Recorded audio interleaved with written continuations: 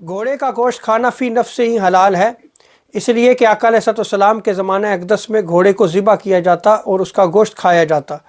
جیسا کہ حضرت اسماء بنت ابی بکر رضی اللہ تعالی عنہ بیان کرتی ہیں کہ آقا علیہ السلام کے زمانہ اقدس میں ہم نے گھوڑے کو ذبح کیا اور اس کا گوشت کھایا۔ اسی طرح دوسری روایت میں آتا ہے کہ ہم مدینہ منورہ میں تھے کہ آقا علیہ السلام کے زمانہ اقدس میں گھوڑے کو ذبح کیا گیا اور اس کا گوشت کھایا گیا۔ اسی لیے حضرت امام شافعی اور احناف میں سے حضرت امام ابو یوسف اور حضرت امام محمد نے گھوڑے کے گوشت کو حلال قرار دیا ہے، جبکہ امام مالک اور حضرت امام ابو حنیفہ کے نزدیک گھوڑے کا گوشت کھانا مکروہ تحریمی ہے